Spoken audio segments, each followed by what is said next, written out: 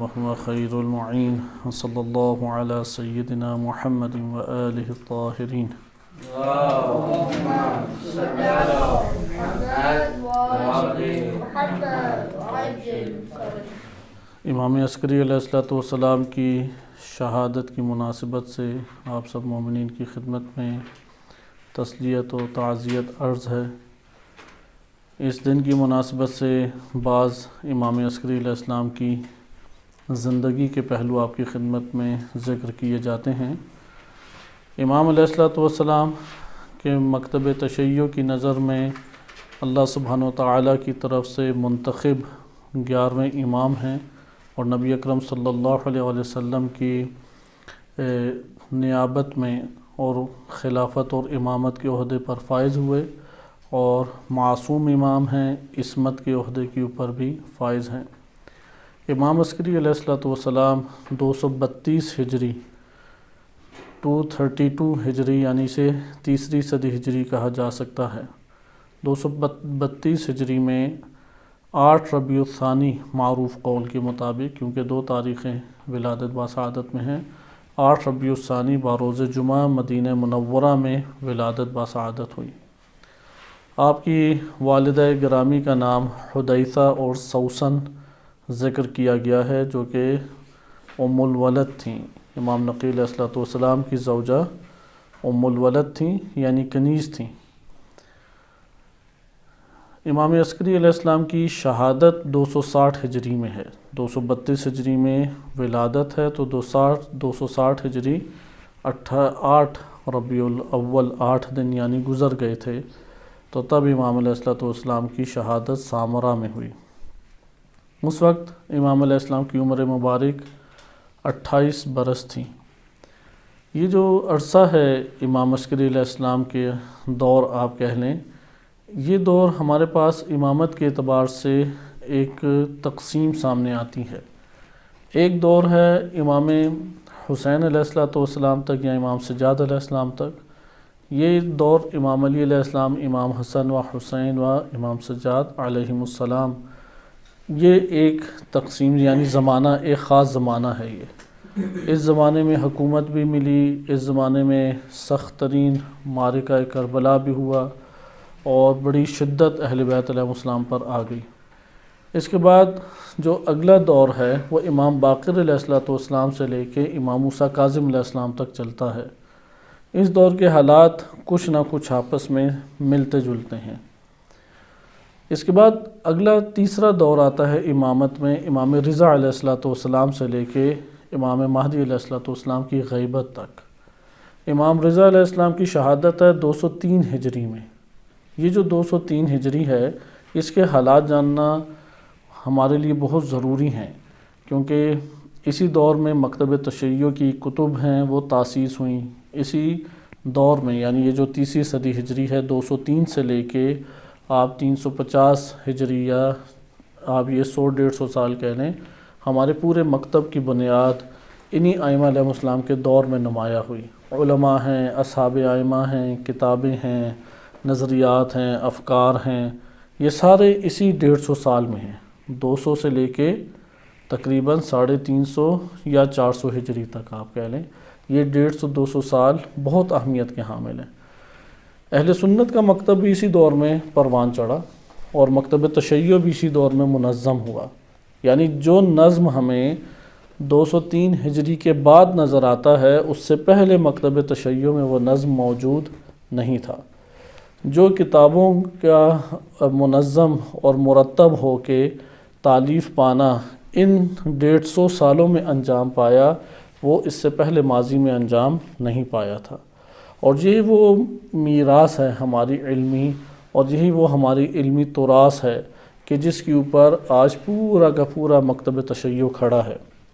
لہٰذا اگر اس دور کی ہمیں کامل معلومات یا بہتر معلومات نہ ہوں تو ہمیں نہیں معلوم ہو سکے گا کہ مکتب تشیع کی کتب، اس کی علماء اور یہ افکار اور نظریات جو تشیع میں آج رائج ہیں، البتہ مراد علماء کرام اور اہل علم طبقہ، متدین طبقہ مراد ہے۔ ان میں جو افکار نظریات رائج ہیں، اس کی اساس اور بنیاد کیا تھی؟ امام رضا علیہ السلام کی شہادت ہے 203 ہجری، اور اس 203 ہجری سے لے کے 260 ہجری یہ 57 سال بنتے ہیں تقریباً 57 ایئرس۔ یہ جو 57 سال ہیں، اس 57 سال ہی میں کتابیں ہیں، اصحاب ہیں ائمہ علیہم السلام کی، انہوں نے اگلی نسل تک مکمل طور پہ مکتب اور دین حق کو پہنچایا۔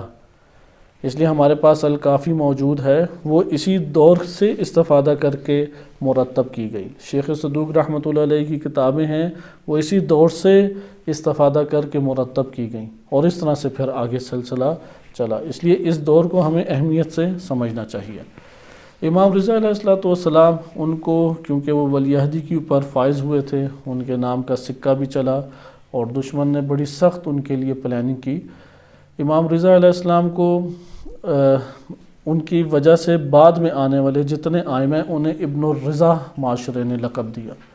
ائمہ اہل بیت علیہم السلام نے اپنا یہ لقب خود نہیں رکھا، معاشرہ انہیں امام رضا علیہ السلام سے پہچانتا ہے۔ بالکل اسی طریقے سے کہ جیسے امام رضا علیہ السلام سے پہلے جتنے ائمہ ہیں وہ امام علی علیہ السلام سے پہچانے جاتے ہیں، ان کی نسل اور ان کے نسب سے پہچانے جاتے ہیں۔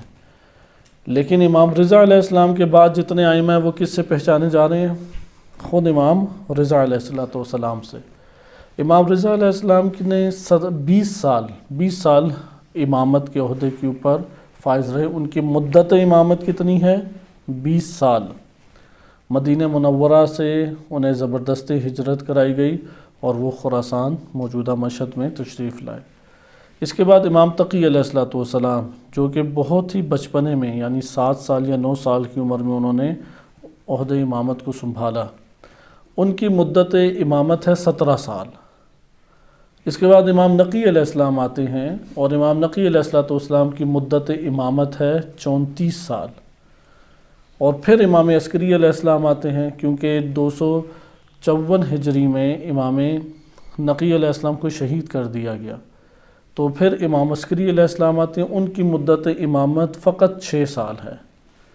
اچھا، یہ جو دور ہے امام رضا علیہ السلام کے بعد کا دور، عباسی حکومت کے لیے بڑا ڈگمگایا ہوا دور ہے۔ یعنی امام حسن عسکری علیہ السلام کے دور کو سمجھنا چاہیے، یعنی دشمن نے اتنی مہلت ہی نہیں دی کہ امام عسکری علیہ السلام مزید امامت کے عہدے کے اوپر فائز رہ سکیں۔ اور یہ معلوم تھا، کیونکہ دشمن کو اور ائمہ علیہم السلام کی روایات کو کچھ پھیلا دیا گیا تھا، اور جاسوسوں نے خبر دی ہوئی تھی۔ حالانکہ ائمہ علیہم السلام یہ بہت رازداری کے ساتھ اصحاب اور شیعوں تک حقائق کو پہنچایا کرتے تھے۔ اس کے باوجود بعض ہیں کہ جن کی زبانوں سے حقائق نکل جاتے، اور اس کے نقصان یہ ہوتا تھا، مثلا اب امامت تو آگے چلنی ہے، تو دشمن جو ہے پھر وہ اپنی قیاس آرائیوں پہ افراد کو شہید کر دیتا تھا۔ اب یہ پتہ ہے کہ امام حسن عسکری علیہ السلام سے امامت آگے بڑھنی ہے، اور امام زمان علیہ السلام نے تشریف لانا ہے، تو یہ نہیں پتہ تھا امام نقی علیہ السلام کے بعد کون امام آیا، کیونکہ امام نقی علیہ السلام کے 4 بیٹے تھے۔ 4 بیٹوں میں سے کون امام بنے گا؟ تو سب سے بڑے بیٹے چونکہ سب سے صالح تھے، سب سے پاکیزہ انسان تھے، محمد ان کا نام تھا، اور عین جوانی میں وہ شہید کر دیے گئے۔ انہیں شہید، کیونکہ مدینہ ہی ان کا مرکز مدینہ ہی تھا۔ ائمہ علیہم السلام کے دور میں امام نقی علیہ السلام پہلی شخصیت ہے جنہیں زبردستی سامرا میں منتقل کیا گیا، لیکن انہوں نے مدینہ کو چھوڑا نہیں کسی امام نے بھی۔ اس لیے امام عسکری علیہ السلام بھی آپ دیکھیں، ان کی ولادت بسعادت مدینہ منورہ میں ہی ہوتی ہے۔ تو امام نقی علیہ السلام کے جو سب سے بڑے فرزند تھے، وہ انہیں مدینہ میں امام نقی علیہ السلام نے رکھا، اور بقیہ کنبے کو لے کے وہ تشریف لے آئے سامرا میں۔ سامرا میں جب تشریف لائے تو ان کے بڑے بیٹے ایک دفعہ ملنے آئے امام نقی علیہ السلام کو۔ اب دشمن جو ہے وہ اسی آڑ میں تھا کہ یہ جو 4 بیٹے ہیں، 4 میں سے ایک ہی امام ہوگا، تو آہستہ آہستہ سب کو شہید کر دیا جائے تاکہ آگے امامت چلے ہی نہ۔ تو یہ ابھی سامرا سے واپسی پہ بلد نامی شہر، بلد ایک شہر کا نام ہے، کہ بلد نامی شہر کے اوپر ابھی پہنچے ہی تھے کہ ان محمد کو شہید کر دیا گیا۔ ویسے تو کہتے ہیں وفات ہو گئی، لیکن ایک 22 سالہ جوان یا 28 سالہ جوان کیسے اتنی جلدی شہید ہو سکتا ہے، یعنی وفات پا سکتا ہے؟ تو قرین قیاس سے یہ ہے کہ انہیں زہر دے کے شہید کیا گیا۔ جو جعفر تھا بیٹا، اسے گورنمنٹ نے، حکومت نے خریدا، اور اسی کے بارے میں جعفر کذاب کہا جاتا ہے معتبر صحیح سند روایات میں۔ بعض ہماری جنبی روایات ہیں جس میں جعفر تواب بھی کہا گیا کہ بعد میں توبہ کر لی، لیکن یہ ثابت ہے اگر توبہ کے قول کو بھی مانیں تو یہ ثابت ہے کہ اس سے پہلے فسق و فجور اور فاسد زندگی جعفر نے زندگی بسر کی، لیکن معتبر روایات میں کہیں تذکرہ نہیں ہے کہ جعفر نے توبہ کی ہو۔ آ جا کے ایک تیسرے بیٹے امام کے رہتے اور ایک امام عسکری علیہ السلام رہتے، تو دشمن نے اب ان کا دائرہ تنگ کر دیا۔ امام عسکری علیہ السلام، حالانکہ ان کی مدت امامت فقط 6 سال ہے، لیکن اس 6 سال میں متعدد مرتبہ زندانوں میں ڈالے گئے، متعدد مرتبہ امام علیہ السلام کو زبردستی دربار میں حاضر کیا گیا۔ 3 بادشاہ امام کے دور میں گزرے۔ پہلا بادشاہ تھا معتز، اس نے 3 سال حکومت کی اور قتل ہو گیا۔ اس کے بعد دوسرا بادشاہ آیا محتدی، یہ القاب ہیں، اصل نام مثلا محتدی کا اصل نام ہے محمد بن واسق بن معتصم، معتصم کا بیٹا واسق ہے، واسق کا بیٹا محمد، اس کا لقب کیا تھا؟ محتدی باللہ۔ جب یہ عباسی آئے ہیں تو ان سب نے اپنے القاب رکھے تھے، کچھ اصل ناموں سے کم بھی پکارے جاتے، ہارون مامون اصل ناموں سے ممکن ہے پہچانے جاتے ہوں، لیکن اکثر اصل ناموں سے نہیں پہچانے جاتے تھے۔ بعد والوں نے اپنے نام اس طرح سے، مثلا منتصر باللہ، محتدی باللہ، معتز باللہ، معتمد باللہ، اس طرح سے انہوں نے القاب اپنے رکھے۔ تو یہ جو محتدی تھا اس نے صرف 1 سال زندگی بسر کی، یعنی 1 سال حکومت رہی اس کی، یہ بھی قتل کر دیا گیا۔ اور ان دونوں قتل کے واقعات اس میں امام علیہ السلام نے پہلے بتایا تھا، اور شیعوں کو خصوصی کہا تھا کہ اپنے گھروں میں بیٹھ کے رہیں، اس فتنے میں کسی کو کوئی زد نہ پہنچے۔ اس کا انشاءاللہ بیان کسی اور مورد میں سیاسی حالات میں پڑھیں گے۔ یہ میں حالات اس لیے آپ کی خدمت میں ذکر کر رہا ہوں تاکہ معلوم ہو کہ وہ معاشرہ کیسا تھا، اور اس معاشرے میں امام عسکری علیہ السلام کیسے زندگی بسر کرتے تھے، اور پھر اس ذیل میں آپ یہ دیکھیں کہ یہ روایات اور احادیث جو ہم تک پہنچ رہی ہیں۔ تیسرا بادشاہ تھا معتمد نے طویل عرصہ زندگی بسر یعنی حکومت کی، تقریباً 23 سال بنتے ہیں یا اس کے کچھ لگ بھگ سال بنتے ہیں۔ اس نے امام علیہ السلام کو 2-3 سالوں کے بعد شہید کر دیا۔ ہوا اصل میں یہ کہ مامون کے مرنے کے بعد عباسی حکومت ڈگمگا گئی، کیونکہ بنو امیہ کے دور میں دنیا کا تقریباً 80% ایریا، یعنی 80% حصہ جو ہے، 80% وہ حصہ پوری دنیا میں مسلمانوں کے قبضے میں آ گیا تھا۔ صرف یورپ ایک رہ گیا تھا، وہ بھی ایک کنارے پہ چھوٹا سا خطہ کہ جو مسلمانوں کی جہاں پہ حکومت نہیں تھی۔ جب عباسی آئے ہیں تو یہ حکومت پھر ٹوٹنے لگ گئی، کیونکہ اتنی بڑی حکومت کو قابو کرنا بہت مشکل کام تھا۔ یعنی اس وقت جتنی دنیا آباد تھی اس تقریباً پوری دنیا پہ مسلمانوں نے ایک نو قبضہ کر لیا تھا۔ اس لیے اگر ائمہ اہل بیت علیہم السلام اس دور میں کامیاب حکومت لینے میں ہو جاتے تو پوری دنیا کے اوپر غالب آ جاتے۔ آج کے دور میں تو تقسیم در تقسیم ہو گئی ہے ممالک کی، اور ایک مشکل پیدا ہو گئی ہے، اس دور میں اس طرح سے نہیں تھا۔ عباسی حکومت میں دن بہ دن اس کی حدود تنگ ہونے لگی، یعنی ٹکڑے ہونے لگ گئے۔ مثال کے طور پہ عباسی حکومت کے آغاز میں ہی جو یہ اسپین کی جگہ ہے، یا آپ یہ کہہ لیں کہ آج کے دور میں تیونس، یہ کیا نام ہے، دمشق، تیونس نہیں، مراکش جو ہے، اور مراکش کے بعد اسپین، اس حصے کے اوپر بنو امیہ کی حکومت آ گئی۔ اس سے پہلے عباسی دور کی حکومت تھی۔ 132 ہجری میں عباسی حکومت آئی تو بنو امیہ کا ایک فرد عبد الرحمن داخل، وہ فرار کرنے میں کامیاب ہو گیا، اور اس نے پھر یہ طارق بن زیاد ہے اور بربر قبیلہ ہے افریقیوں کا، ان کی مدد سے اسپین کے اوپر حملہ کیا، اور وہاں پہ ایک حکومت کی بنیاد ڈالی جسے آپ اندلس کے نام سے جانتے ہیں، اور ادھر پھر مسلمانوں کی بادشاہت کا سلسلہ چلا۔ 200-300 سال اموی رہے، اس کے بعد دیگر بادشاہ آئے، اور 800-850 سال اس کی تاریخ بنتی ہے۔ بڑے بڑے علماء اور مفسر اور محدث اس جگہ پہ پھر گزرے ہیں۔ مسجد قرطبہ انہی میں سے ایک آثار میں سے آج بھی اسپین میں موجود ہے۔ لیکن بقیہ خطے کے اوپر عباسی تھے۔ یہ جو عباسیوں کی مثلا آپ یہ سمجھ لیں کہ پاکستان ہے، پاکستان کی حدود اربع بہت وسیع ہو جاتی ہیں، موجودہ ایران ہے، بالفرض افغانستان ہے، انڈیا ہے، بنگلہ دیش، بھوٹان، مالدیپ، برما، یہ سب کے سب علاقے ایک ریاست میں آ جاتے ہیں۔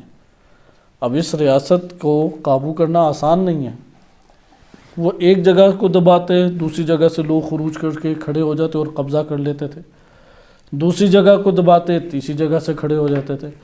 مامون اور ہارون چونکہ زیرک تھے، انہوں نے بڑے طریقے سے اس پوری کی پوری سلطنت کو قابو کیا ہوا تھا۔ مثلا علوی ہر دور میں امام علی علیہ السلام سے جو علوی ہیں وہ ہر دور میں خروج کرتے رہے اور بڑا پریشان حکومتوں کو کیا، اموی حکومتوں کو بھی کیا، جیسے امام سجاد علیہ السلام کے فرزند ارجمند ہیں جناب زید رضی اللہ عنہ، جن سے زیدیہ فرقہ ہے، ان کے بیٹے پھر یحییٰ ہیں، انہوں نے بڑے برے طریقے سے تنگ کیا اور خروج کیا اور بڑا پریشان کیا حکومت کو۔ اسی طرح سے بقیہ ہمارے پاس اعداد و شمار آتے ہیں کہ علوی نکلتے رہے، جیسے حسین فخ ہیں کہ انہوں نے خروج کیا، حکومت کو اچھا خاصا پریشان کیا، تو علویوں سے حکومتیں ڈرا کرتی تھیں، اور یہ جو علویوں کا خروج ہے یہ چلتا رہتا تھا، حتیٰ کہ امام عسکری علیہ السلام کے دور میں بھی خروج ہوتے رہے، انقلابات برپا ہوتے رہے۔ ہمارے پاس اس کے بعد دوسرا آ جاتا ہے فرقہ خوارج، یہ بھی ہر دور میں حکومتوں کے خلاف نکلتے رہتے تھے۔ اس طرح مختلف ایسی جماعتیں تھیں، قبائل تھے کہ جو نکلتے تھے اور خروج کیا کرتے تھے حکومتوں کے خلاف، اور اس سے عباسی حکومت ضعیف سے ضعیف تر ہوتی جاتی تھی۔ مامون کے بعد انہوں نے قابو کرنے کے لیے انہی پارٹیوں کو، کیونکہ اب آپ ایک تصور کریں کہ کتنا بڑی مملکت ہے، افریقہ بھی عباسی حکومت کے ہاتھ میں ہے، موجودہ پورا جزیرہ عرب ہے، موجودہ پورا ایران، افغانستان، ازبکستان، ہند ہے، سندھ ہے، یہ سب کے سب عباسیوں کے ہاتھ میں ہیں۔ اب کس قدر بڑی انہیں فوج بنانے کی ضرورت تھی؟ مثال کے طور پہ انہوں نے بغداد کو دارالخلافہ بنایا ہوا ہے، مامون نے بنایا تھا مشہد، یہ خراسان کو، وہاں سے اس سے پہلے بغداد تھا، پھر وہ جگہ تنگ پڑ گئی تو وہ سامرا لے گئے، سامرا منتقل کر دیا، اب سامرا دارالخلافہ ہے۔ ادھر سے انہیں خبر ملتی ہے کہ بالفرض ابھی افریقہ کے فلاں علاقے میں قبضہ کر لیا، ایک جہادی گروہ ہے، اس جہادی گروہ نے نکل کے قبضہ کر لیا، اب شہر اس کے ہاتھ میں، اب یہاں سے وہ فوج بھیجیں گے، جب فوج بھیجیں گے کہ ان کے تو مارے جائیں گے، ان کے بھی تو مارے جائیں گے، پھر ان کے وظیفے بھی لگیں گے، تو ایک بڑا مسئلہ پیش آتا۔ ابھی اس کو انہوں نے تھمایا ہی تھا، پتہ لگے گا کہ کوفہ میں ایک مسئلہ جو ہے وہ کھڑا ہو گیا ہے، اور کوفہ میں انہوں نے مثلا خروج، مثلا اب کوفہ ہے وہاں پہ خروج ہوتا ہے، پھر آپ آگے دیکھیں مثلا مدینہ منورہ ہے یا مکہ ہے، وہاں سے کچھ نکل آتے ہیں، تو آپ نے ملاحظہ کیا کہ اب بادشاہ، جو بھی بادشاہ حضرات تھے، انہیں اسی کی پریشانی لگی رہتی تھی کہ کسی شہر میں قبضے تو ہوتے ہی رہتے ہیں، لیکن کسی شہر میں بہت قوی نہ ہو جائیں اور اس قوت کے ساتھ پھر وہ آگے باہر نہ نکل آئیں، دیگر شہروں تک سرایت نہ حاصل کر جائیں۔ اب مامون کے دور کے بعد یہ واقعات بڑھتے چلے گئے۔ امام عسکری علیہ السلام کے دور میں جو اہم سیاسی اس طرح کے مسائل پیدا ہوئے، مثلا آپ پاکستان میں بیٹھے ہیں، پتہ لگتا ہے کہ اس وقت سوات پہ قبضہ ہو گیا، اب لوگ تو سن کے تھوڑے پریشان تو ہوں گے، وہاں پہ فوج بھیجی جائے گی، انہیں قابو کیا، ابھی ادھر قابو ہی کیا تھا تو پتہ لگا کہ کراچی کا آدھا کراچی کسی کے قبضے میں آ گیا، وہ فوج ادھر بھیج دیں گے، وہ ابھی اسے قابو کیا اور چند مہینے ہی گزرے ہیں، پتہ لگتا ہے کہ پشاور ہے، اس کے اوپر قبضہ ہو گیا، تو ایک پریشان کن صورتحال تو بنتی ہے۔ تو اس وقت حالات اس سے پھر بڑھ کر خراب سے خراب ہوتے جاتے ہیں، اور فوج بھی اندر سے کمزور ہوتی چلی جاتی ہے۔ تو بعد میں آنے والے عباسی خلفاء نے یہ پلان بنایا کہ ہم یہ پوری فوج جو داؤ پہ لگاتے جا رہے ہیں اور کمزور سے کمزور ہماری طاقت ہو رہی ہے، ہم ان ترکوں کو کیوں نہ استعمال کریں۔ مثلا پاکستان میں جنگجو کون سا قوم ہمارے ہاں شمار ہوتی ہے؟ پاکستان، ہر ملک میں کوئی نہ کوئی جنگجو شمار ہوتے ہیں، مثلا پاکستان میں جنگجو کے حوالے سے معروف ہیں ہمارے ہاں وزیرستان والے، مثلا بالفرض ہم مثال لے لیتے ہیں، تو کہیں گے یار وزیرستانیوں کو گھسا دو اندر، ان کا بنا دو لشکر تاکہ یہ پھر انہیں آگے کریں۔ تو اس دور میں ترک شمار ہوتے تھے، یہ ترک پٹی جو ابھی موجودہ دور میں آپ ترکی سے لے کے ازبکستان ہے، تاجکستان ہے، آذربائیجان ہے، یہ پورا کا پورا خطہ ترک خطہ کہلاتا تھا۔ ادھر کے لوگ بڑے جنگجو اور سخت جان معروف تھے، اور آج بھی ہیں اسی طرح سے، ادھر کے لوگ جنگجو اور سخت جان ہیں۔ اور ادھر سے یہ بادشاہ حضرات اٹھے، اور بادشاہ تو اصل میں یہ پہلے ناز و نام والے بادشاہ نہیں تھے، یہ تو حملے کرنے والے بادشاہ تھے، یعنی دوسری قوموں کے اوپر چڑھائی کر کے قبضے کر لیتے تھے۔ جیسے بابر اٹھا، اب جوان تھا، ترک خاندان سے تعلق رکھتا تھا، ترکی سے آیا، افغانستان پہ قبضہ کیا، پورے بر صغیر کو اس طرح اس نے لے لیا۔ اسی طرح سے جیسے آپ نے ارطغرل کا نام سنا ہے کہ یہ بھی ایک کسی طرح سے آپ انہیں کہہ لیں کہ یہ دوسری قوموں پہ حملے کر کے ان کی جان مال کو ہاتھ میں لینے والے بندے تھے، انہیں ابھی انہوں نے ہیرو بنا کے پیش کر دیا ہے۔ یہ چور لٹیرے ایک قسم کے لوگ تھے۔ تو انہوں نے عباسیوں نے یہ طریقہ کار اختیار کیا کہ انہیں ترکوں کو لے آیا جائے اور ترکوں کے ذریعے سے قابو پایا جائے۔ ترکوں کو جب یہ میدان میں لائے تو اس سے کامیابی تو انہیں ملی۔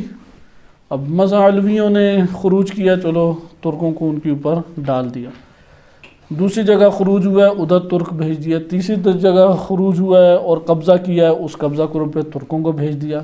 تو بالآخر انہیں ترکوں کی ایک تو تعداد وقت کے ساتھ ساتھ بڑھانے پڑی لشکر میں، یعنی ان کے بہت بڑے لشکر داخل کرنے پڑے، اور انہیں مراعات دینے پڑی۔ ان سے خطا یہ ہوئی کہ انہوں نے مراعات دارالخلافہ میں دینا شروع کر دی۔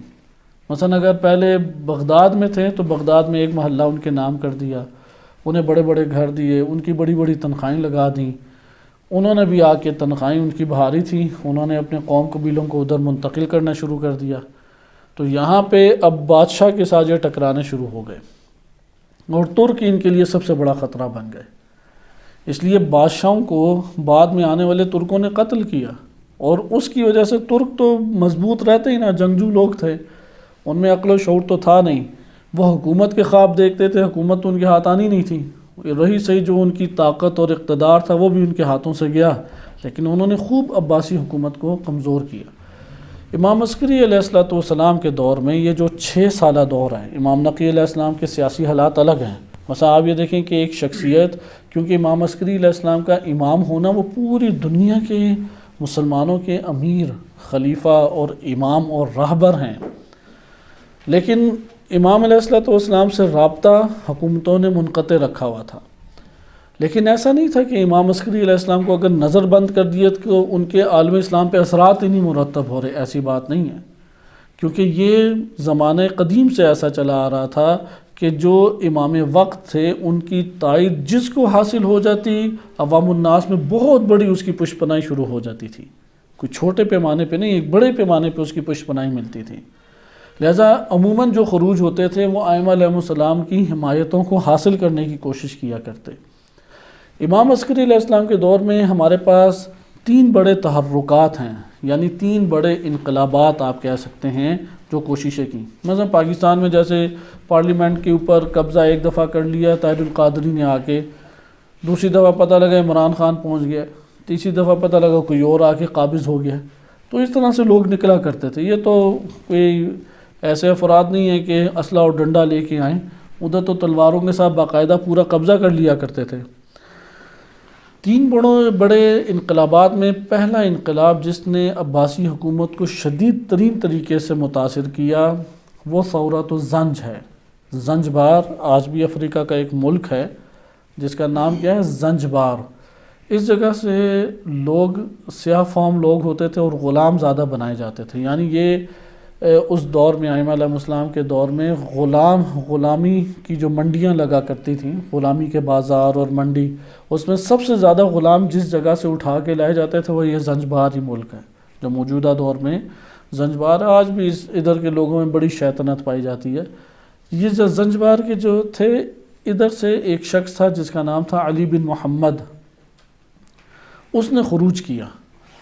اس کی خروج کی وجہ کیا تھی؟ مثلا آپ ادھر اب سیاسی خطائیں دیکھیں عباسیوں کی، محکم لوگ نہیں تھے، آپس میں بھی لڑائی جھگڑے شروع ہو گئے، اور آپس میں بھی مشکلات پیدا ہونے لگ گئیں. خلافت کے خواب ہر کوئی دیکھا کرتا تھا عباسیوں میں. ان کی ایک سیاسی خطا تو یہ تھی کہ دوسروں کو پیسے پہ استعمال کیا اور وہی ان کے گلے پڑ گئے. ترک اتراک جنہیں کہتے ہیں. اسی طرح سے دوسری ان کی بڑی خطا یہ تھی کہ یہ جبر سے ہمیشہ دبانے کی کوشش کرتے تھے. ہارون اور مامون دونوں اس قدر جبر کے ذریعے سے دباتے نہیں تھے، بڑے معاملہ فاہم تھے. افراد کو خریدا کرتے تھے، سرداروں کو قریب کر لیا کرتے تھے، سرداروں کے ذریعے سے ہی وہاں پہ قابو لوگوں کو پانے کی کوشش کرتے تھے. اور اس طرح سے انہوں نے بڑے طریقے سے حکومتیں کی. اپنی زیرک لوگ تھے یہ، یعنی طواغیت ہیں. بعض طواغیت احمق ہوتے ہیں، بعض طواغیت اور طاغوتی ہیں ان کے اندر ایک مکارانہ صفت پائی جاتی ہے. تو یہ بعد کے جو بادشاہ تھے یہ اتنے زیرک اور اتنے تیز نہیں تھے حکومتوں میں، لہٰذا انہوں نے جبر کے ذریعے سے لوگوں کو دبایا. پیسہ نہیں ہے، جبر کے ذریعے سے پیسہ نکلوایا. اپنے خیر خواہوں کو بہت اقتدار دی اور قوت دی اور برملا ان کی حمایتیں کیا کرتے تھے. اسلام کا برملا انہوں نے مذاق اڑایا اور برملا طور پہ حدود الہیہ کو پامال کرنا شروع کر دیا. سابقہ خلفاء وہ ظاہری طور پہ مسلمان اپنے آپ کو رکھتے تھے. مثلا یہی معتز ہے یا محتدی تو بہت ہی زیادہ فاسق انسان تھا. اور آخر میں جو معتمد آیا جو کہ قاتل ہے امام عسکری علیہ السلام کا، یہ بھی انتہائی پست اور فاسد تھا کہ شراب خور تھا، عام کھلے عام شراب پیا کرتا تھا اور اس طرح سے اس کی کئی منفی عادات تھیں. تو یہ سارے تاثرات جب عوام دیکھتے تو وہ اندر سے بھڑک اٹھتے تھے. وہ دل سے قبول ہی نہیں کرتے تھے اس حکومت کو، عباسی حکومت کو دل سے قبول نہیں کیا کرتے تھے. اس کا فائدہ یہ جو زنجبار کا شخص تھا علی بن محمد زنجی، اس نے اس کا فائدہ اٹھایا اور مظلوم غلاموں کی آواز اس نے اٹھائی. یعنی اس کا شعار کیا تھا کہ غلامی کے جو سختی میں اور غلامی کے شکنجے میں جو جکڑے ہوئے مظلوم لوگ ہیں، میں ان کی مدد کے لیے آیا ہوں تاکہ ان کی مدد کی جائے اور ان ظالمین سے اس مملکت کو اور لوگوں کو آزاد کرایا جائے. اس کی آواز پہ غلاموں نے تیزی سے لبیک کہی اور اس کا نتیجہ یہ نکلا کہ ایک بڑے حصے پہ اس وقت کے ایک بڑے حصے کے اوپر یہ یعنی کئی شہروں کے اوپر یہ کامیاب ہو کے غالب آ گیا. مثلا اس نے رخ کیا اگر بحرین کا، اس پہ قبضہ کر لیا، مدینہ پہ قبضہ کر لیا، مکہ پہ قبضہ کر لیا. اس طرح سے اس نے کئی شہروں کے اوپر علی بن محمد نے قبضہ کر لیا. دوسرا اس نے یہ کام کیا کہ اپنے آپ کو یہ امام علی علیہ السلام سے منسوب کیا کرتا تھا تاکہ علویوں کی میں حمایت حاصل کر لوں. جیسے ہمارے ہاں ہوتے ہیں نا کہ کچھ عرصہ رہنے کے بعد قم میں پھر وہ سید بن جاتے ہیں اپنے علاقوں میں تاکہ پیری فقیری کے ذریعے سے کچھ کر سکیں. تو یہ سید بننے کے چکروں میں تھا تاکہ علویوں کی اور امام عسکری علیہ السلام کی حمایت حاصل کر سکے. اس لیے اس نے اپنا نسب بتایا کہ میں امام علی علیہ السلام کی نسب سے ہوں اور لوگوں کو آزاد کرانے آیا ہوں. کچھ مہدویت کا بھی اس کے ذہن میں تصورات موجود تھے کہ قبضہ کیا جائے اور عباسیوں کو بہت پریشان اس شخص نے کیا.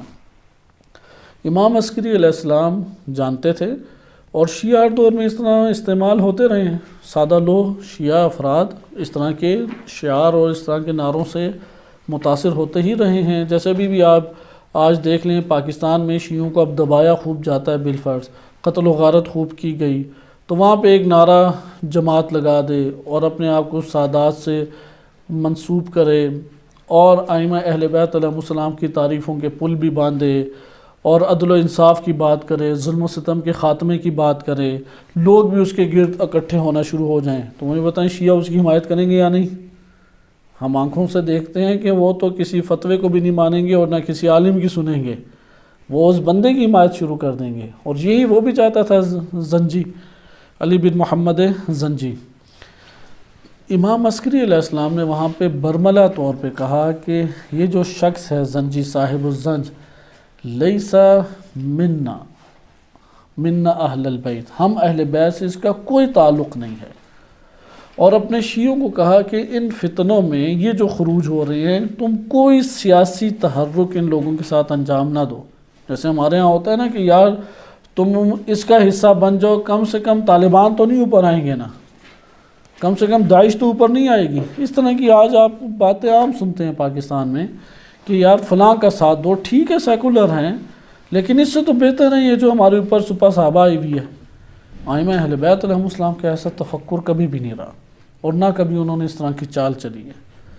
اگر یہ کسی بھی خطے میں چال چلی جاتی ہے، اس چال کا اہل بیت علیہم السلام کے تفکر سے تعلق نہیں ہے۔ اہل بیت علیہم السلام کا تفکر ہے کہ اس طرح کی جو بے ربط، بے نظم اور بے حدود و قید انقلابات ہیں، ان انقلابات میں اپنے آپ کو ابن لبون کی مانند رکھو، یعنی جس سے کوئی فائدہ نہ اٹھایا جا سکے۔ زنجی کے امام صادق عسکری علیہ السلام کے اس فرمان کے جاری ہونے کے بعد وہ جو زنجی انقلابات میں تشیع کی شمولیت تو ختم ہو گئی، وہ حمایت نہیں لے سکا۔ بقیہ ایک طویل اس کا ٹاپک بنتا ہے، اور یہ پچھلے دروس میں ہم ایک دفعہ امام عسکری علیہ السلام کی مناسبت سے ہی ثورۃ الزنج کا ایک طویل جائزہ لے چکے ہیں۔ وہ اپنے ظلم و ستم کی وجہ سے اور حماقتوں کی وجہ سے ناکام ہو گئے، اور بڑی تعداد میں یہ زنجی مارے گئے۔ اسی اثناء میں ایک اور تحرک ہے جو علویوں کی طرف سے برپا ہوا، اور وہ تھا ابن الصوفی کا تحرک۔ اسے کہتے ہیں حرکت ابن الصوفی العلوی۔ اس شخص نے مصر کی سرزمین کے اوپر انقلاب برپا کیا، اور بہت بڑی تعداد میں اپنے ساتھ لوگوں کو جمع کرنے میں کامیاب ہو گیا، اور امام عسکری علیہ السلام نے اس کا بھی ساتھ نہیں دیا۔ یہ ابن الصوفی کے نام سے معروف تھا، اور اس جگہ پہ مصر کی زمین پر اس نے انقلاب برپا کر کے قبضے کی کوشش کی۔ اس کا اپنا نام ابراہیم بن محمد تھا، اور وہاں پہ پھر ابن طولون نے اس کو پھر شکست دی۔ بہرحال یہ تحرک بھی بیٹھ گیا، اور یہ 259 ہجری امام عسکری علیہ السلام کی شہادت سے 1 سال پہلے کا واقعہ۔ آپ یہ دیکھیں، یہ 6 سال میں سارے واقعات ہو رہے ہیں۔ ایک ریاست کے اندر یہ 6 سالوں میں حکومت کے یہ سب واقعات ہو رہے ہیں۔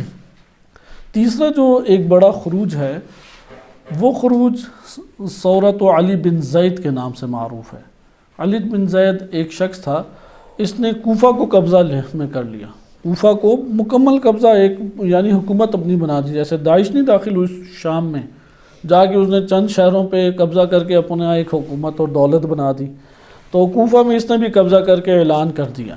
یہ بعد میں بھی چلتا رہا تھا کہ شیخ مفید رحمۃ اللہ علیہ کے دور میں بواہیین اٹھے تھے جو زیدیہ یا اسماعیلی فرقے سے تعلق رکھتے ہیں۔ انہوں نے آدھا ایران جو بارڈر ایریا آج کے دور میں عراق سائڈ پہ بنتا ہے، اس کا اور عراق کا کوفہ اور بصرہ، ان سب علاقوں پہ ایک ریاست قائم کر دی، اور کئی سال وہ ریاست رہی، یعنی کچھ 100 سال رہی، یا ایک بڑی مدت تک بواہیین کی حکومت رہی۔ اور اسی بواہیین کے دور میں شیعہ سنی اصل مسائل پیدا ہوئے، حتیٰ کہ اس قدر سخت مسائل پیدا ہوئے کہ شیعوں نے سنیوں کے گھر جلائے، اور سنیوں نے شیعوں کی مسجدوں اور گھروں کو جلایا، اور پھر مناظرانہ چیزیں ہیں، لان تان کے سلسلے ہیں ایک دوسرے کے اوپر، مقدسات کی بے حرمتی ہے۔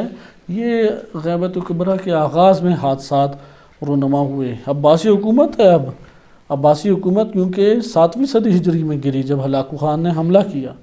اب یہ بواہیین کے درمیان میں ایک پوری حکومت کے اندر ایک اور نئی حکومت آ گئی، تو بواہیین کو پھر انہیں ختم کرتے کرتے 100 یا 150 سال لگ گیا، پھر وہ اس کے اوپر عباسی حاکم بنیں گے۔ تو اس طرح سے یہ سلسلہ مامون کی حکومت کے بعد اسی طرح کی عباسی حکومتیں چلتی رہیں۔ بہرحال علی بن زید اس نے 256 ہجری میں انقلاب برپا کرنے کی کوشش کی اور کوفہ پہ قبضہ کیا، اور معتمد کے دور میں اس نے کیا، معتمد وہی کہ جو قاتل ہیں امام عسکری علیہ السلام کا۔ اس نے برے طریقے سے اس کو دبا دیا، بڑے پیمانے پہ علی بن زید کے افراد قتل ہو گئے، مارے گئے، اور کوفہ کو انہوں نے قبضے سے چھڑایا۔ لیکن اس کے نتیجے میں کیا ہوا، عباسی خود اس کی فوج جو ہے وہ کمزور ہونا شروع ہو گئی، اور اسی اثناء میں ترکوں نے پھر حملے کرنے شروع کر دیے، معتز کو بھی قتل کیا، مہتدی کو بھی قتل کیا، اس سے پہلے بھی عباسی خلفاء کو قتل کیا۔ یہ اتراک تھے، اور بڑے برے بے دردی کے ساتھ وہ محلے کے محلے جلاتے تھے۔ یہ تو سامرا اس طور پہ ایک ام الفساد جگہ بنی ہوئی تھی۔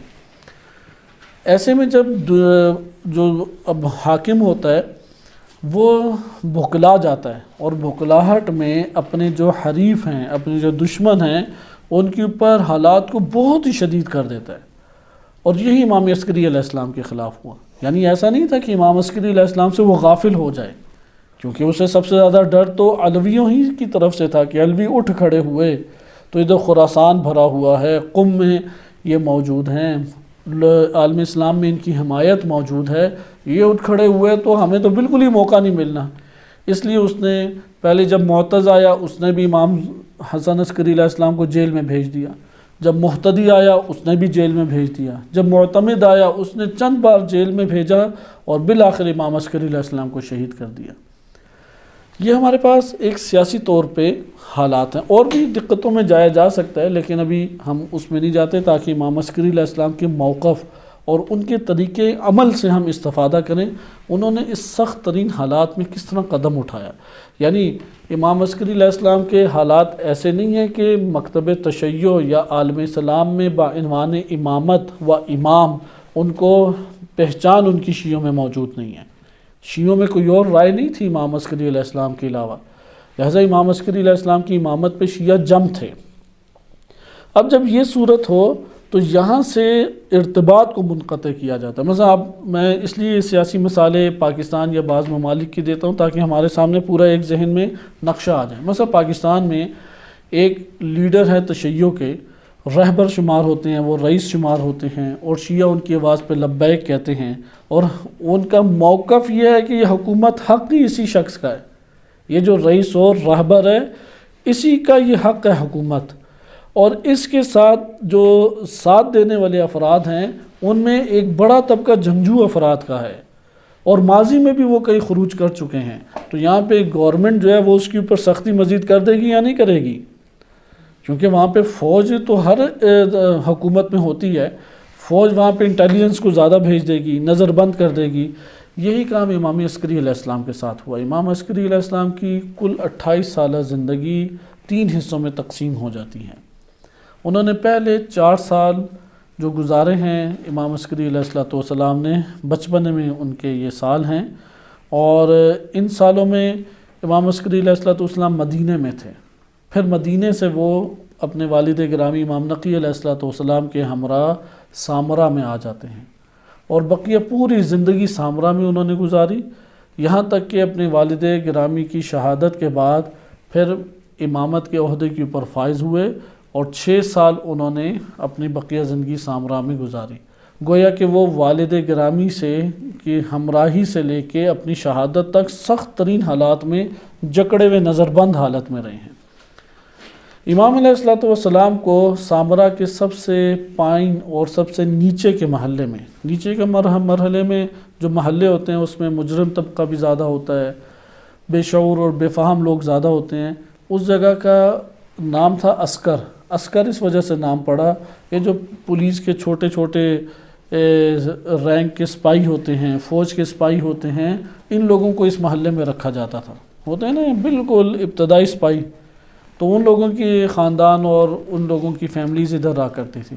تو اس علاقے میں رکھا اس وجہ سے تھا کہ ایک تو نظر بند ہونے کی وجہ سے نگرانی صحیح ہو سکتی ہے، سارے اپنے ہی پولیس اور فوج کے بندے ہیں، انٹیلیجنس وہاں پہ ہے، اور بے فہم طبقہ وہاں پہ زیادہ ہے، اس لیے سرائیت نہیں کر سکتے امام عسکری علیہ السلام۔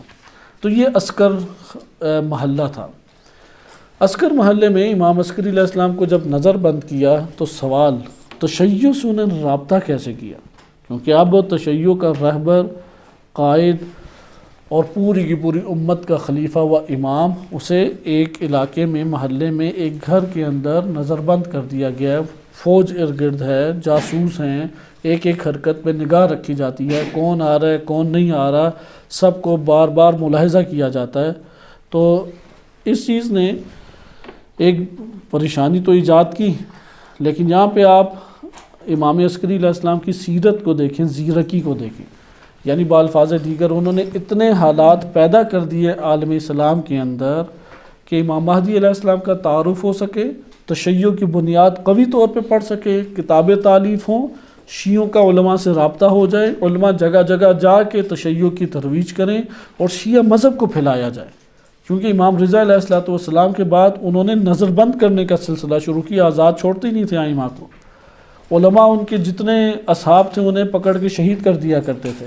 تو اس لیے مکتب تشیع جو ہے وہ بڑا بند رہا، بعض علاقوں تک محدود تھا، لیکن امام عسکری اور امام نقی علیہ السلام، اصل میں امام نقی علیہ السلام نے یہ تدبیر وسیع پیمانے پہ شروع کی، اصحاب اپنے بچھا دیے پورے عالم اسلام میں، وہ کلا کو ہر جگہ پہ پہنچایا، اور شیعوں کو علم کے اعتبار سے، اقتصاد کے اعتبار سے، مشکلات کے دور کرنے کے اعتبار سے وابستہ کیا۔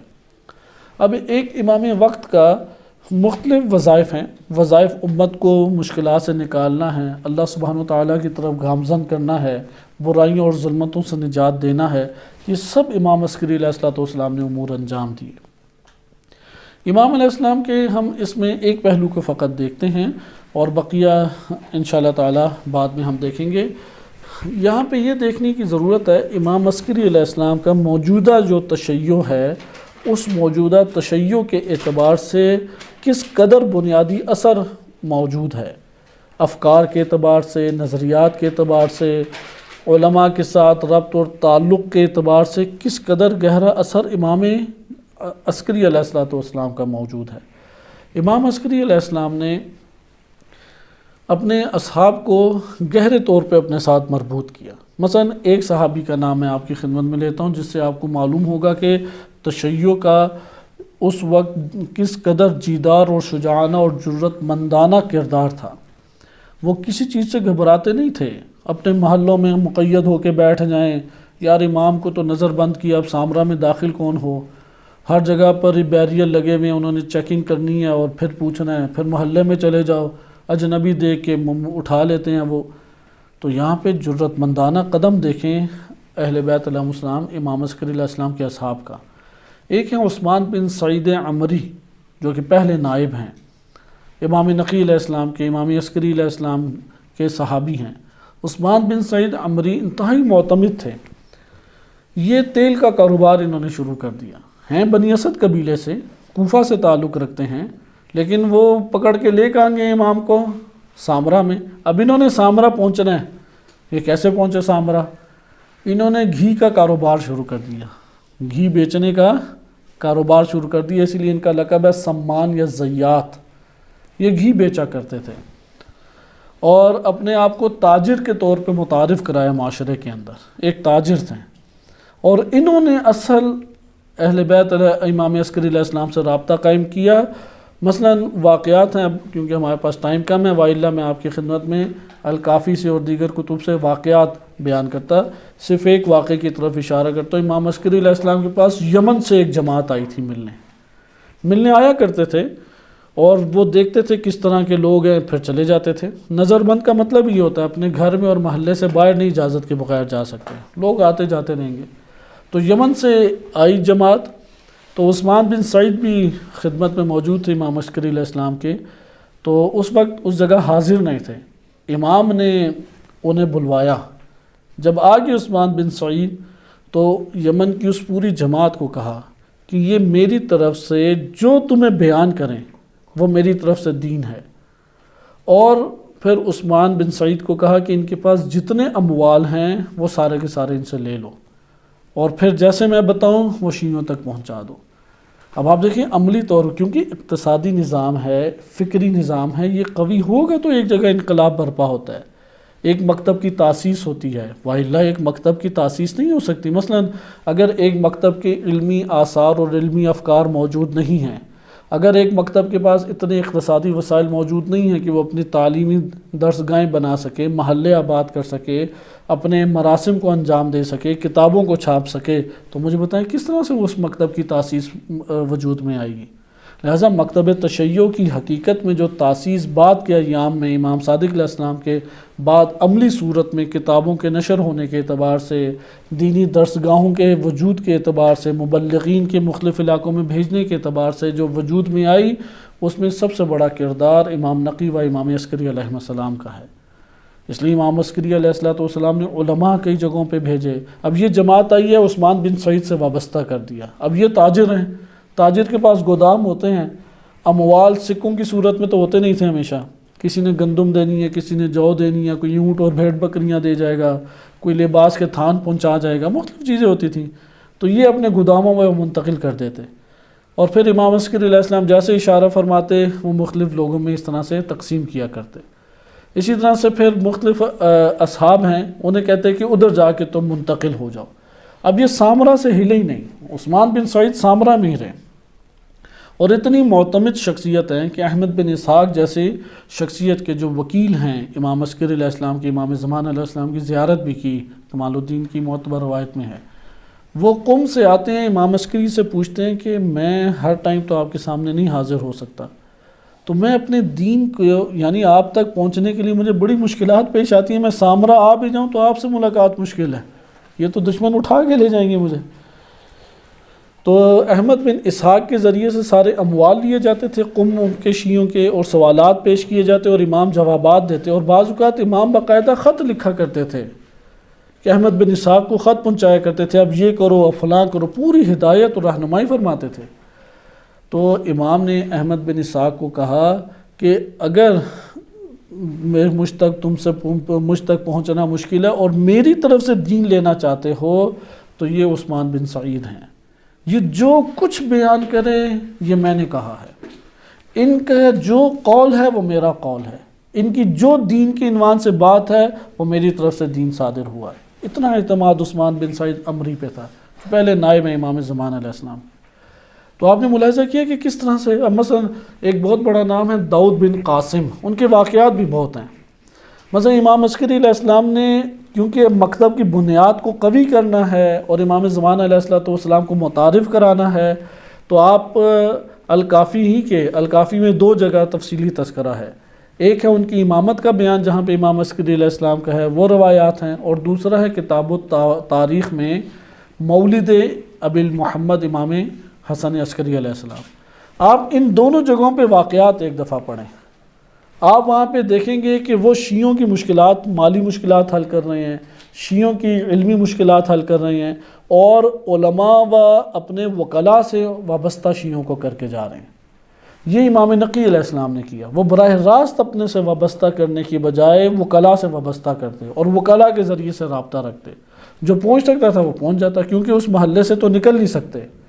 ایسا نہیں ہے کہ امام نقی علیہ السلام قم سفر کر جائیں، ادھر تو انقلاب برپا ہو جاتا۔ اگر ایک سفر ہو جاتا ہے، جیسے امام رضا علیہ السلام نے ایک سفر کیا ہے مدینہ سے خراسان کا، تو مامون کو اپنے سارے کے ساری سازشیں اور منصوبے وہ غرق ہوتے دکھائی دیے اور ایک انقلاب کی فضا پیدا ہو گئی۔ اگر ان ائمہ میں سے امام تقی یا امام نقی یا امام عسکری علیہ السلام میں سے کسی ایک امام کو سفر کرنے کی بھی اجازت ہو جاتی عالم اسلام میں تو انقلاب برپا ہو جاتا۔ لہٰذا امام عسکری علیہ السلام نے بھی وکلاء کے ذریعے سے تشیع سے رابطہ قوی کر دیا، شیعہ حضرات بالخصوص۔ ان واقعات میں سے ایک چیز، کیونکہ جب امام وقت کو نظر بند کیا ہوا ہے تو یقیناً ہر خطے کے اندر عالم نہیں پہنچ پائے گا، یقیناً ہر خطے میں صحابی امام نہیں پہنچ پائے گا، مشکلات پیش آ جائیں گی۔ تو اس مورد میں کیا کیا جائے؟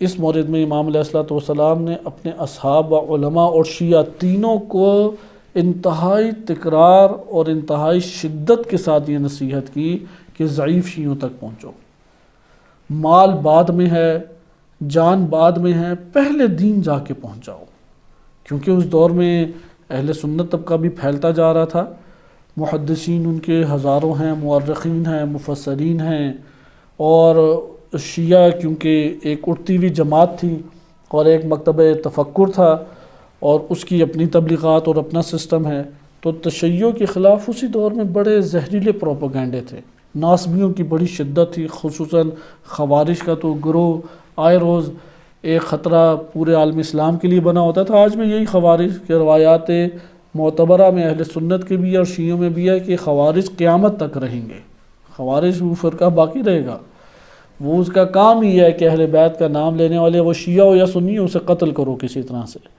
تو خوارج موجود ہیں۔ تو امام علیہ السلام نے کیا یہاں پہ تدبیر اختیار کی کہ تشیع کے جو ذمہ دار افراد ہیں ان کے اندر یہ حساسیت برپا کر دی کہ ضعیف ڈگمگائے ہوئے ضعیف العقیدہ شیعوں تک رسائی حاصل کرو، اور آج بھی یہی وظیفہ ہم تک پہنچتا ہے۔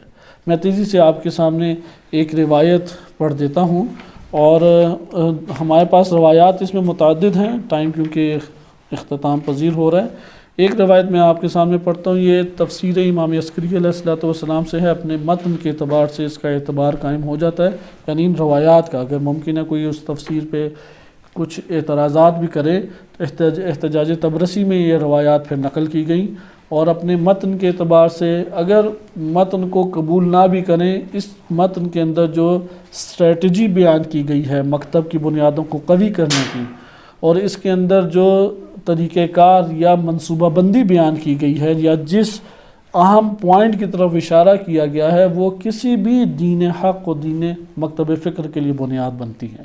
اس لیے یہ روایات ہمارے پاس اپنے مواد کے اعتبار سے بہت مضبوط روایات بن جاتی ہیں۔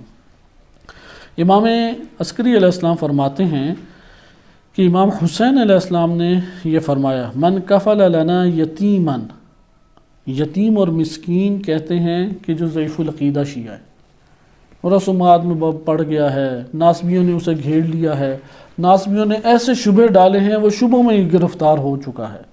اب ہوتا ہے نا ہمارے پاس شبہ کا ایک آ گیا سوال، کسی کو شبہ لاحق ہے، میں کہوں کہ یار ابھی میں پڑھ رہا ہوں، ٹھیک ہے بعد میں دیکھنا کسی اور کی طرف رجوع کرو، اور آپ کو پتہ ہے آپ نے جواب نہ دیا تو اس کا شبہ اور قوی ہو جائے گا، ممکن ہے کہ وہ نور اہل بیت علیہ السلام سے دور ہو جائے۔ تو یہاں پہ دین کے اعتبار سے ہمارے اوپر ایک وظیفہ عائد ہوتا ہے، آپ اپنی پڑھائیوں کے اوپر اسے ترجیح دیں اور اس فرد کے ساتھ تعلق قائم کر کے اس کے شبہ کو دور کریں۔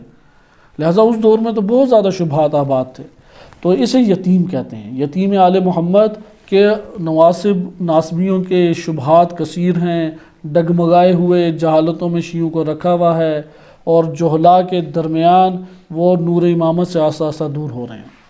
تو بیان فرماتے من کفل لنا یتیمن، جس نے ہمارے ایک یتیم کی کفالت کی، ایک یتیم کی، قطعت عنا محبتنا باستطارنا، کہ وہ کون یتیم ہے؟ اس یتیم کی صفت یہ ہے کہ ہم لوگوں کو جو پوشیدہ انہوں نے رکھا ہے، نظر بند رکھا ہے، ہماری اس پوشیدگی اور نظر یعنی ہم تک رسائی نہ ہونے کی وجہ سے ہماری محبت اس سے ختم ہوتی چلی جا رہی ہے۔ اس کے دل سے کیا ہو رہا ہے؟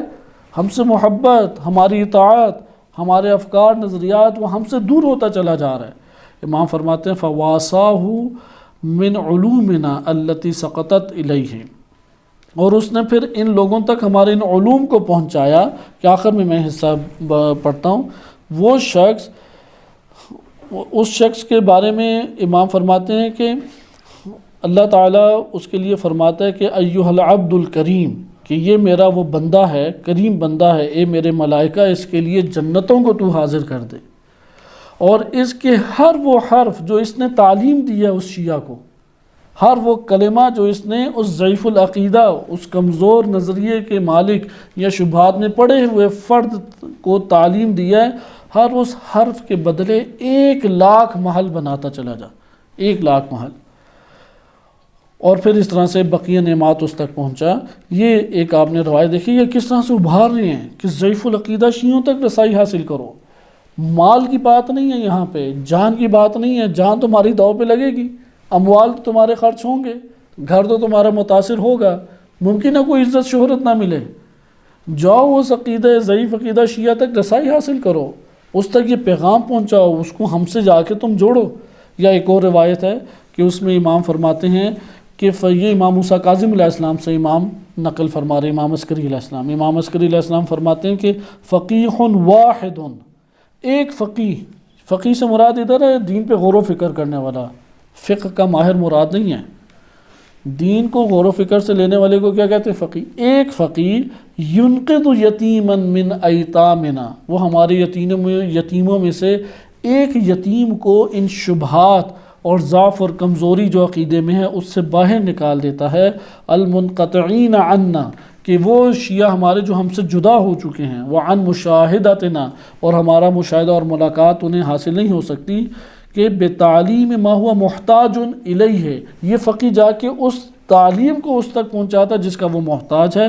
اشد علی ابلیس من 1000 عابد، وہ ابلیس کے اوپر 1000 عابدوں سے زیادہ بھاری ہے، یعنی 1000 عابد مل کے شیطان کو جتنی تکلیف پہنچاتے ہیں، یہ ایک فقیہ نامدار، یہ ایک غور و فکر دین میں کرنے والا، ایک اہل بیت کا نظریہ پہنچاتا ہے جو دلوں میں یہ شیطان کو زیادہ رسوا کرتا ہے۔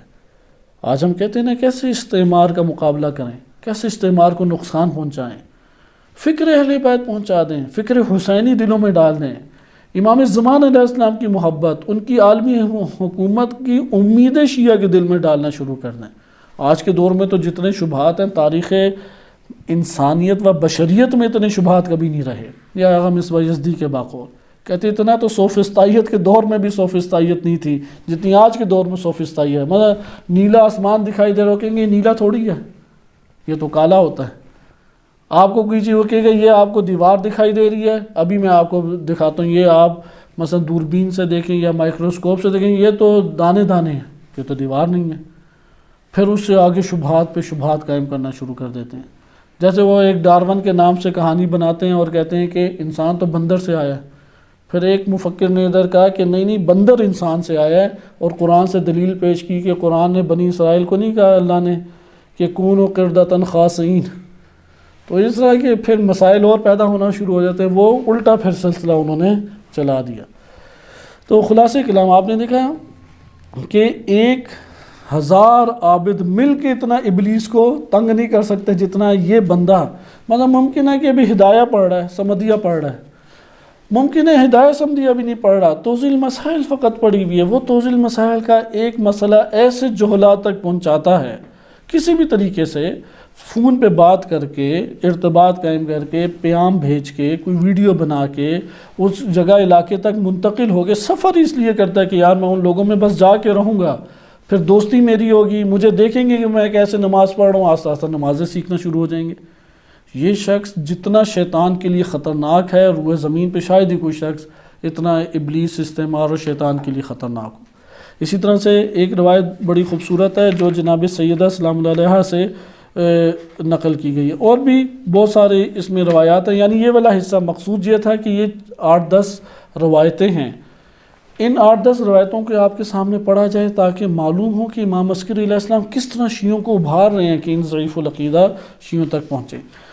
اور اس میں جناب سیدہ سلام اللہ علیہ کی میں روایت کا فقط آپ کو لب لباب بیان کر دیتا ہوں۔ امام عسکری علیہ السلام فرماتے ہیں کہ ایک دن جناب سیدہ سلام اللہ علیہ کے سامنے 2 خواتین موجود تھیں، وقت نماز کا ہو گیا، بس اس کے فوراً بعد اختتام کرتے ہیں۔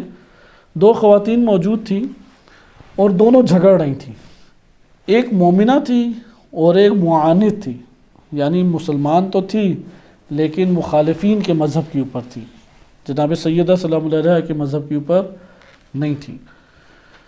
تو دونوں کسی دینی مسئلے کے اوپر الجھے ہوئے تھے، دینی بحثیں ہو جاتی ہیں نا، تو معاند جو خاتون تھی اپنی دلیلیں لا کے اسے زیر کر رہی تھی، تو دیکھا یہ مومنہ جو ہے نا یہ بیٹھتی جا رہی ہے، تو جناب سیدہ سلام اللہ علیہ اس کے پاس گئیں اور اس کو ایک دلیل بیان کی اور اس دلیل کو روشن کر کے بیان کیا تاکہ یہ سامنے پیش کر سکے۔ یعنی قرآن سے کوئی آیت پیش کی اور وہ آیت اسے سمجھائی یا روایت نبی صلی اللہ علیہ وسلم کی وہ بیان فرمائی، وہ مومنہ جو ہے وہ خوش ہو گئی، اس نے آگے سے اس کے سامنے یہ دلیل رکھ دی، اور جب دلیل رکھی وہ خاموش، اس کے اب جیسے کہتے ہیں نا بولتی بند ہو جانا، تو مد مقابل کی بولتی بند ہو گئی، بالکل خاموش، بالکل جو معاند تھی۔ تو اس سے وہ جو مومنہ خاتون تھی فرحت فرحن شدیدہ، انتہائی خوش ہوئی، جیسے ہاتھ پاؤں چومنے لگ جانا، ماتھوں پہ بوسہ دینا، انتہائی شدید خوش ہوئی۔ تو جناب سیدہ سلام اللہ علیہ نے وہاں پہ فرمایا ان فرح الملائکۃ باستظہارک علیہا، کہ یہ جو تو اظہار خوشی کا کر رہی ہے، فرشتے اس سے بھی زیادہ اللہ کی بارگاہ میں خوشی کا اظہار کر رہے ہیں، اور اشد من فرحک، تیری خوشی سے کئی گنا بڑھ کر فرشتے خوش ہو رہے ہیں، اور شیطان جو محزون ہو رہا ہے، یہ جو مد مقابل خاتون غمگین بیٹھی ہوئی ہے، شیطان اس سے کئی گنا بڑھ کر غمگین اور محزون بیٹھا ہوا ہے، اور اللہ عز و جل اپنے ملائکہ کو فرما رہا ہے، یعنی فرماتا ہے کہ اوجبوا لفاطمہ بما فتحت علی ہذہ المسکینہ الاسیرہ من الجنان الف ضعف، کہ فاطمہ کے لیے ان لوگوں نے جو یہ کام کیا ہے، اور جناب سیدہ نے جن کے لیے، ان مسکینوں کے لیے اور ان اسیروں کے لیے، یعنی شیعہ جو کمزور تھے جن کے پاس دلیل نہیں تھی، انہیں دلیل فراہم کر کے جو یہ باب کھولا ہے، تو ان میں سے ہر ضعیف کے لیے 1,00,000 سے دگنے جو ہیں اللہ تعالیٰ نے مثلا جنتوں میں گھر بنا دی یا جنت اللہ تعالیٰ نے عطا کرتی ہیں، یا جناب سیدہ سلام علیہ کو یہ ثواب اللہ سبحانہ وتعالیٰ نے عطا کیا۔ یعنی پھر نیچے وہ بیان کیا کہ کس طریقے سے شیطان اور اس کا لشکر وہ متاثر ہوتا ہے جب ایک انسان ضعیف العقیدہ شخص تک پہنچ کے اس کو اہل بیت سے مربوط کرتا ہے، نہ اپنے آپ سے۔ مثلا کہ بالفرض فلاں لاہوری ہے تو وہ پہلے لاہوری بنتا ہے یا پہلے بالفرض وہ ہمدانی بنتا ہے، ہمدانی، اور اس کے بعد جا کے وہ اہل بیت سے تعلق جوڑتا ہے؟ نہیں، اہل بیت سے تعلق جوڑیں، محاسن کلام اس کے امام کے بتائیں، اور قرآن کریم کی آیات پیش کریں۔ قرآن اور اہل بیت سے جو ربط جوڑ دے وہ سب سے برے طریقے سے ابلیس اور ابلیس کے لشکر اور استعمار اس کو زد اور نقصان پہنچاتا ہے۔ وصلی اللہ علی سیدنا محمد وآلہ الطاہرین۔